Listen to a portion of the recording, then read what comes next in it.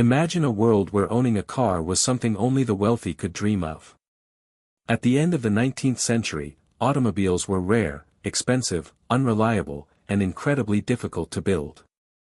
Most people traveled by horse, carriage, or train, and very few believed that cars would ever become part of everyday life. Yet one man refused to accept that reality. He believed transportation should be affordable, practical, and available to ordinary families, not just the rich. That man was Henry Ford. His vision didn't simply create one of the world's largest car companies.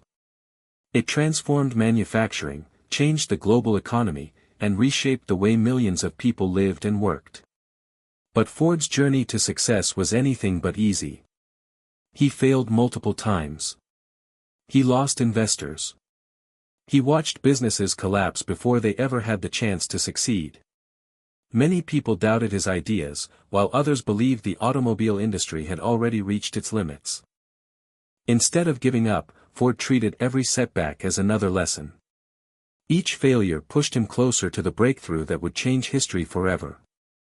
Within a few decades, Ford Motor Company became the largest automobile manufacturer in the world. By the 1920s, nearly half of all cars on the road carried the Ford name. Henry Ford had become one of the richest and most influential businessmen in history.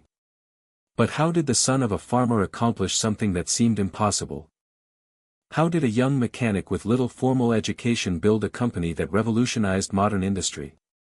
This is the story of the rise of Henry Ford. Henry Ford was born on July 30, 1863, on a family farm in Dearborn, Michigan. His father, William Ford, expected Henry to eventually inherit the farm and continue the family's agricultural business. For many parents at the time, that would have been considered the perfect future. But Henry had completely different ambitions. Unlike the rest of his family, he never enjoyed farming. He appreciated the peaceful countryside, but he disliked the exhausting physical labor that came with working the land every day. Instead, his curiosity was drawn towards something entirely different. Machines. From an early age, Henry wanted to understand how mechanical objects worked. Whenever he found a broken tool, a piece of equipment, or a complicated mechanism, he couldn't resist taking it apart. While other children spent their free time playing games, Henry spent countless hours examining gears, springs, and moving parts. He wasn't interested in simply using machines. He wanted to understand why they worked. That curiosity quickly became an obsession. One day, when Henry was still a young boy, his father gave him a pocket watch. Most children would have admired the gift. Henry immediately opened it. He carefully removed every tiny component, studied how each piece interacted with the others, and then successfully reassembled the watch. Soon neighbors began bringing him broken watches to repair. Although he was only a teenager, people were already recognizing his unusual mechanical talent. Every repaired watch strengthened his confidence. Every successful repair taught him something new. Without realizing it, Henry was preparing himself for a future that would depend entirely on solving mechanical problems. As Henry grew older, his fascination with machinery only became stronger. In his teenage years, he encountered a steam engine for the first time. Watching such a powerful machine perform work that once required dozens of people completely changed the way he saw the future. To Henry, machines weren't just tools. They represented freedom. They could eliminate hard labor, increase productivity, and improve everyday life. From that moment on, he spent every opportunity learning about engines and mechanical systems. Whenever he wasn't helping on the farm, he was building small devices, repairing equipment, or studying how industrial machines operated. Then tragedy struck. Henry's mother, Mary Ford, passed away unexpectedly. Her death deeply affected him. She had always encouraged his curiosity and believed he was destined for something greater than farming. Without her support, the farm no longer felt like home. Henry knew he had to leave. At 16 years old, despite his father's wishes, he packed his belongings and traveled to Detroit. At the time, Detroit was rapidly becoming one of America's fastest-growing industrial cities. Factories were opening everywhere. Railroads connected businesses across the country. New inventions were appearing almost every year. For a young man fascinated by machines, there was no better place to be. Finding work wasn't easy. Henry accepted a position at a manufacturing company, hoping to gain practical experience. The job lasted less than a week. After only a few days, he lost it. Many people would have considered that the end of the journey. Henry saw it differently. Every setback simply forced him to look for another opportunity. Eventually, he found work as an apprentice machinist. The pay was extremely low. In fact, it wasn't enough to cover his living expenses. To survive, Henry worked additional jobs repairing watches during the evenings. His days became exhausting. He spent long hours in machine shops learning about industrial equipment before working late into the night fixing delicate mechanical watches. Despite the demanding schedule, he never complained. Each job taught him a different skill. The machine shop improved his engineering knowledge. Watch repair sharpened his precision and patience. Both experiences would prove invaluable later in life. After several years, Henry returned to Michigan to help on the family farm once again. But very little had changed. He still disliked farming. Instead of working in the fields, he spent most of his time experimenting with engines and mechanical equipment. One machine fascinated him more than anything else, a portable steam engine that his father had purchased for farm work. Henry quickly learned how to operate it more efficiently than anyone else nearby. Word of his mechanical ability spread throughout the local community. Before long, neighboring farmers were asking him to repair and operate their own equipment. His growing reputation eventually attracted the attention of the Westinghouse Company, one of America's leading manufacturers of steam engines. The company hired Henry to travel throughout Michigan, installing and servicing large agricultural engines. The job exposed him to increasingly advanced machinery and allowed him to solve mechanical problems in real-world conditions. Every assignment expanded his knowledge. Every repair strengthened his confidence. At the same time, Henry's personal life was also moving forward. During a local social gathering, he met Clara Bryant. The two quickly formed a close relationship, sharing similar values and dreams for the future. They married in 1888. Unlike many people around Henry, Clara never questioned his ambitions. She believed in his ideas, even when they seemed unrealistic. Her encouragement would become one of the most important foundations of his future success. Together, they would face financial uncertainty, business failures, and enormous risks. But Clara never stopped believing that Henry was capable of achieving something extraordinary. Neither of them knew it yet, but the greatest opportunity of Henry Ford's life was just around the corner. By the early 1890s, the world was entering a new industrial age. Electricity was spreading through major cities, factories were becoming more efficient, and inventors across America were racing to develop technologies that would shape the future. Henry Ford wanted to be part of that revolution. In 1891, he accepted a position as an engineer at the Edison Illuminating Company in Detroit. The company supplied electricity to homes and businesses, making it one of the most innovative organizations of its time. For Henry, this was far more than just another job. It was an opportunity to work with cutting-edge technology while continuing to pursue his true passion, building an automobile powered by gasoline. His work schedule was demanding. He often spent long hours maintaining steam-powered generators and solving technical problems for the company. But every evening, after finishing work, Henry returned home and transformed a small workshop behind his house into his personal laboratory. While most people slept, he experimented. Night after night, he designed engine parts, tested mechanical systems, and searched for a way to build a lightweight vehicle that could move without horses. Many early inventors believed steam-powered vehicles were the future. Henry disagreed. Steam engines were large, heavy, and slow to start. He believed the internal combustion engine offered a far better solution. It was smaller, lighter, and far more practical for everyday transportation. Building such a machine, however, was incredibly difficult. There were no instruction manuals. No proven designs. Almost every component had to be invented, tested, modified, and rebuilt countless times. Failures became part of Henry's daily routine. Engines overheated. Parts snapped under pressure. Fuel systems leaked. Entire prototypes refused to start. Yet none of these setbacks discouraged him. Each failed experiment revealed another problem to solve. Each improvement brought him one step closer to his goal. His determination soon attracted attention inside Edison Illuminating Company. Managers noticed his exceptional engineering skills and promoted him to chief engineer in 1893. The promotion came with a higher salary and greater responsibility. More importantly, it also gave Henry greater financial stability. For the first time, he could afford to invest more money into his automobile experiments. Every extra dollar went directly into tools, materials, and engine parts. His workshop slowly filled with gears, pipes, metal frames, and unfinished mechanical designs. Friends and neighbors often wondered why he spent so much time chasing an idea that seemed impossible. Very few believed ordinary people would ever replace horses with machines.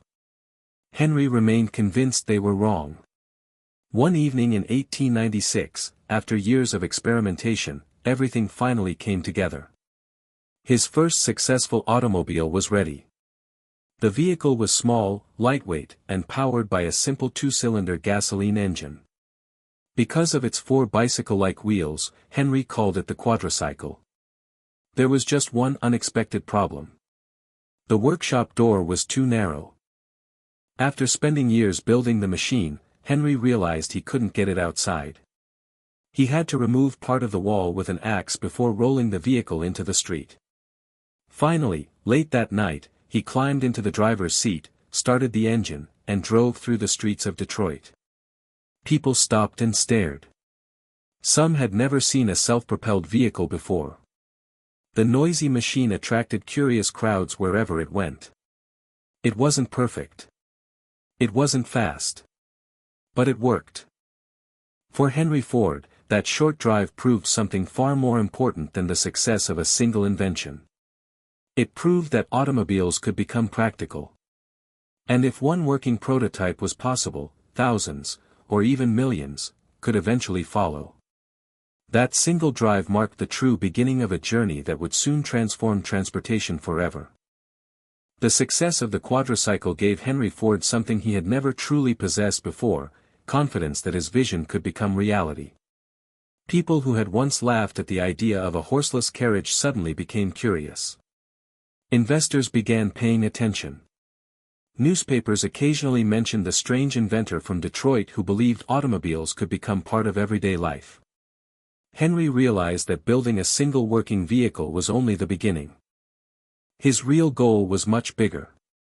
He wanted to build automobiles that ordinary people could actually afford.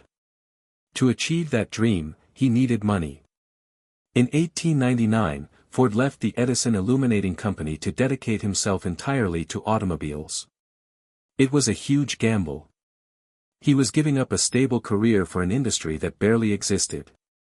Soon afterward, he and a group of investors founded the Detroit Automobile Company. Everyone involved hoped the business would become America's leading automobile manufacturer. But reality turned out to be far more difficult.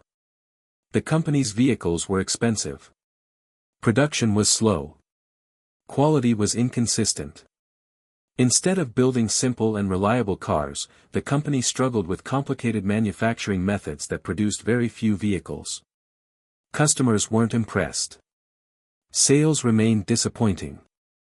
Investors became impatient.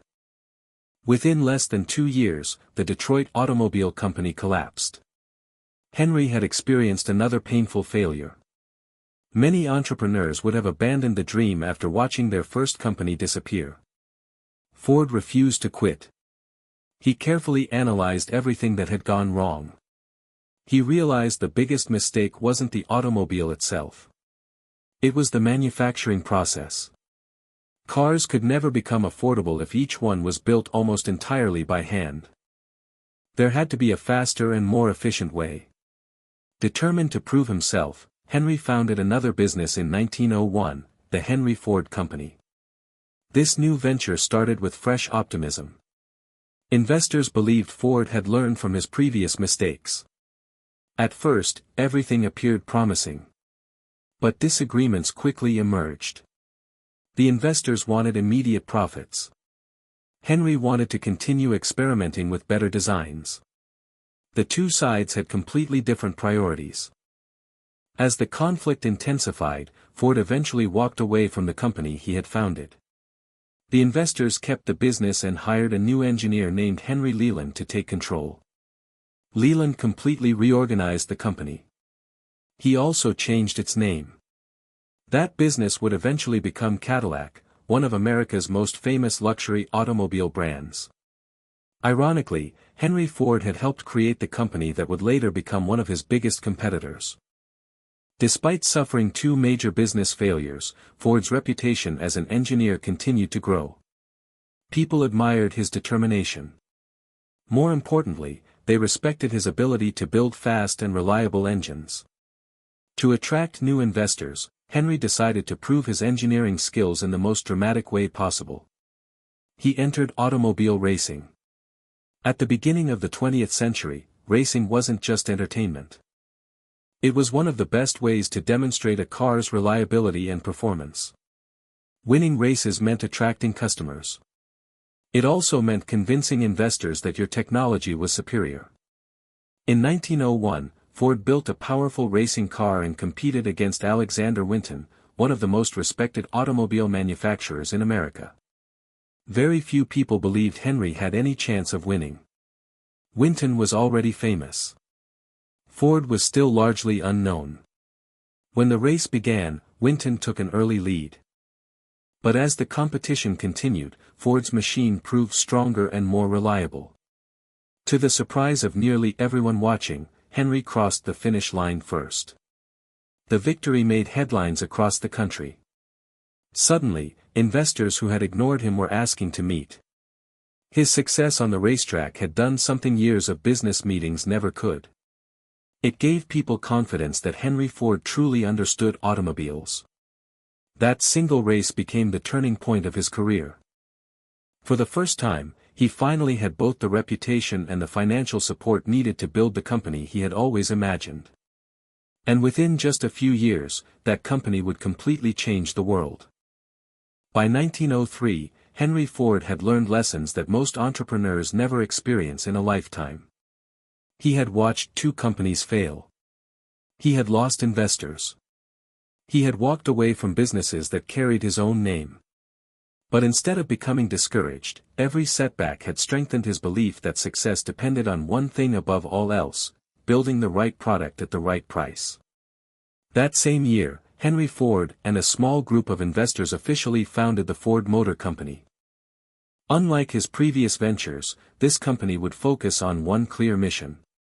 Instead of building expensive automobiles for wealthy customers, Ford wanted to manufacture reliable cars that ordinary working families could actually afford. Many investors questioned the idea. At the time, automobiles were considered luxury items. Most manufacturers competed by producing elegant, handcrafted vehicles with powerful engines and expensive finishes. Ford wasn't interested in competing with luxury brands. He believed the future belonged to affordable transportation. If millions of ordinary people could own cars instead of thousands of wealthy individuals, the market would become almost limitless.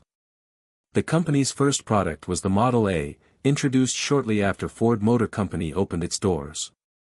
Although it wasn't the famous Model T that people remember today, the Model A proved something incredibly important. People trusted Ford's engineering. Customers appreciated the vehicle's simplicity, reliability, and reasonable price. Sales steadily increased. For the first time in Henry's career, his company was making real progress. Every successful sale gave Ford more confidence. Instead of celebrating, however, he immediately began thinking about the next improvement. He constantly challenged his engineers with difficult questions. How could production become faster? How could costs become lower? How could automobiles become available to nearly everyone? These questions shaped every decision inside the company. Unlike many business leaders, Henry rarely accepted that something was good enough. He believed every machine, every process, and every employee could become more efficient. That mindset gradually became part of Ford Motor Company's culture. New models followed. The Model C, the Model F, and several others helped strengthen the young company's reputation. Each generation improved reliability while reducing production costs. Sales continued climbing. Investors were finally beginning to see returns. But Henry still wasn't satisfied. He believed the automobile industry was making one enormous mistake. Manufacturers kept releasing dozens of different models every few years. Each design required different parts, different manufacturing techniques, and different repairs. The result was slow production and high prices. Ford wanted to simplify everything. Instead of offering many different automobiles, why not build one exceptional car that almost everyone could own? Many executives disagreed. They believed customers wanted variety. Henry believed customers wanted reliability and affordability. His opinion would soon define the future of the entire automobile industry. After years of experimenting with different designs, Ford and his engineers began developing a completely new vehicle. It needed to be strong enough for rough rural roads. It needed to be simple enough for owners to repair themselves. Most importantly, it needed to cost far less than competing automobiles. Engineers worked tirelessly to perfect every component. Weight was reduced wherever possible. The engine was redesigned for durability. The controls were simplified so almost anyone could learn to drive. Ford wasn't trying to build the fastest automobile. He was trying to build the most practical one. Finally, in October 1908, the company introduced the car that would change history forever. It was called the Model T. At first glance, it looked modest. There were no luxurious decorations. No extravagant features. No unnecessary complexity. But beneath its simple appearance was one revolutionary idea. For the first time, an automobile had been designed specifically for ordinary people instead of the wealthy. The Model T was dependable. It was relatively easy to maintain. It could handle rough country roads just as well as city streets. Most importantly, it was affordable compared to nearly every competitor on the market. Customers immediately recognized its value. Orders poured into Ford Motor Company faster than anyone had expected. Factories struggled to keep up with demand. The company suddenly faced a new challenge. Henry Ford had finally built the car he always dreamed of. Now he needed to figure out how to build thousands of them quickly enough for a world that couldn't wait to buy one. The success of the Model T created a completely new challenge for Henry Ford. The world wanted his automobile, but the existing methods of production were not prepared to meet such enormous demand. At the beginning of the 20th century, building a car was still a slow and expensive process. Skilled workers assembled vehicles one at a time, carefully fitting each individual part by hand. Every automobile required countless hours of labor, and because of that, prices remained high. Ford understood that this system could never create the affordable transportation revolution he imagined. The problem wasn't the car itself. The problem was how cars were being built. Henry Ford began searching for a solution that would completely transform manufacturing. He studied factories, watched industrial workers, and analyzed every step involved in automobile production. He wanted to remove wasted time, simplify tasks, and create a process where vehicles could be produced faster than ever before. His goal was not just to build more cars. His goal was to reinvent the entire idea of manufacturing. Ford looked for inspiration in unexpected places. He studied meatpacking factories in Chicago, where workers moved through a highly organized system to process animals efficiently. He examined how grain mills operated and how machines could perform repetitive tasks with incredible precision. From these examples, Ford developed a revolutionary idea. Instead of workers moving around a vehicle while building it, the vehicle itself would move from worker to worker. Each employee would perform one specific task repeatedly, becoming faster and more skilled with every attempt. This idea would become known as the moving assembly line. At first, many people inside Ford Motor Company doubted the concept. They believed dividing work into tiny repetitive tasks would make production worse. Ford believed the opposite. He argued that specialization would allow ordinary workers to accomplish extraordinary results. The first experiments began in 1913 at Ford's Highland Park factory in Michigan. The results were astonishing. Before the assembly line, building a Model T required more than 12 hours of labor. After implementing the new system, production time dropped dramatically. A car could be completed in a fraction of the time it previously required. The impact was immediate.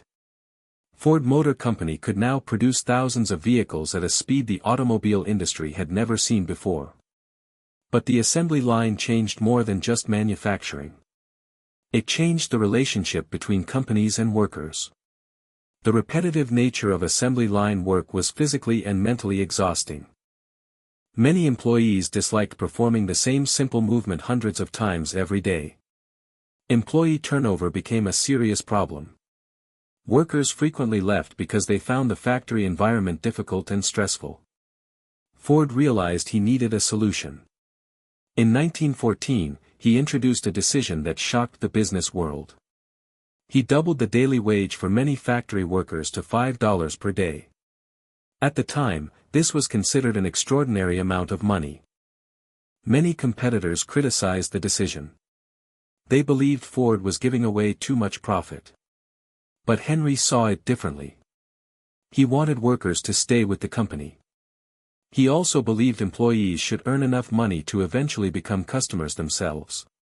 By paying higher wages, Ford helped create a new type of industrial worker, the person who could afford to purchase the products they helped produce. This idea became one of the foundations of modern consumer culture. As production costs fell, the price of the Model T continued to decrease. When it was first introduced, the car was already more affordable than many competitors. But as manufacturing became more efficient, Ford lowered the price even further. Millions of ordinary Americans who never imagined owning a car suddenly had that opportunity. The Model T became more than a machine. It became a symbol of independence and progress. Farmers used it to travel longer distances and transport goods. Families used it for vacations and everyday transportation. Businesses used it to expand their operations. The automobile was no longer a luxury reserved for the wealthy. It had become a normal part of American life. By the early 1920s, Ford Motor Company dominated the automobile industry. Factories were producing thousands of Model Ts every day. The Ford name became recognized around the world. At its peak, the Model T represented nearly half of all automobiles on the planet. Henry Ford had achieved the impossible. He had transformed an invention that once belonged only to the rich into a product used by millions. But success also brought new challenges. Ford became increasingly controlling over his company. He believed his ideas were always correct and often ignored advice from managers, engineers, and business partners. His confidence, which had helped him create a revolutionary company, sometimes became a weakness. Ford refused to change the Model T for many years. He famously believed that customers could have any color they wanted, as long as it was black. For a long time, this strategy worked. The Model T was reliable, affordable, and extremely popular. But the world around Ford was changing. American consumers began wanting more choices. Competitors started introducing newer designs, better features, and more comfortable vehicles. Companies such as General Motors recognized that customers were no longer satisfied with owning the same car forever. They offered different models for different lifestyles and income levels. Ford continued believing that simplicity was enough. He underestimated how quickly consumer preferences were changing. By the mid-1920s, Ford Motor Company's dominance began to decline. Sales of the Model T slowed. Factories that once operated at full speed were becoming less efficient. The company faced a difficult decision. Either continue defending the past or create something new for the future. Eventually, even Henry Ford had to admit that the Model T's era was coming to an end.